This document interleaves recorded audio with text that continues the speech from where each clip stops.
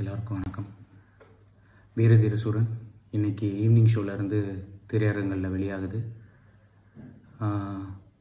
எங்கள் அப்பா காலையில் ஒரு 3 தடவை தேட்டருக்கு போயிட்டு டிக்கெட்டு வாங்குறதுக்காக நின்றுட்டு ஷோ ரிலீஸ் ஆகலன்னு சொல்லி திரும்ப வீட்டுக்கு வந்திருக்காரு. அதிலேருந்தே சியான் விக்ரம் ரசிகர்களுக்கும் பொதுமக்களுக்கும்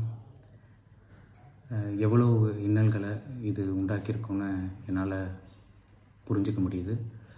உங்கள் எல்லாருக்கும் படக்குழு சார்பாக நான் உளமாற மன்னிப்பு கேட்டுக்கிறேன். காலையிலேருந்து தேட்டரில் ஆரவாரத்தோடு காத்திருந்த சியான் விக்ரம் ரசிகர்களுக்கும் இந்த பிரச்சனையில் எங்கள் கூட உறுதுணையாக நின்ன தேட்டர் ஓனர்ஸ், டிஸ்ட்ரிபியூட்டர்ஸ் மற்றும் என்னோடய திரையுலக நண்பர்களுக்கும் மனமார்ந்த நன்றி. இன்றைக்கி ஈவினிங் திரையரங்களில் வீரதீர சூரன் வெளியாகுது, போய் பாருங்கள். நன்றி. பண்ணையாரும் பத்மினியும் சேதுபதி சித்தா மாதிரியான நல்ல படங்களை கொடுத்த டைரக்டர் அருண்குமார் இயக்கத்தில் விக்ரம் நடிச்சு இன்னைக்கு வெளியாகி இருக்கிற படம் தான் வீரதீர சூரன். இந்த படத்தோட ஓடிடி உரிமம் விற்கப்படுறதுக்கு முன்னாடியே ரிலீஸ் டேட்டை வெளியிட்டதா சொல்லி தயாரிப்பு நிறுவனம் B4U இந்த படம் வெளியாக கூடாதுன்னு வழக்கு தொடர்ந்திருக்காங்க. அந்த வகையில டெல்லி உயர்நீதிமன்றம் இந்த படத்துக்கு இடைக்கால தடை விதிச்சது. இதனால இன்னைக்கு படம் வெளியாகாம ரசிகர்கள் எல்லாருமே ஏமாற்றம் அடைஞ்சாங்க. 7 கோடி ரூபாயை டெபாசிட் பண்ணா படத்தை வெளியிடுறதுல பிரச்சனை இல்லைன்னு B4U தயாரிப்பு நிறுவனம் கோரிக்கை வச்சிருக்காங்க.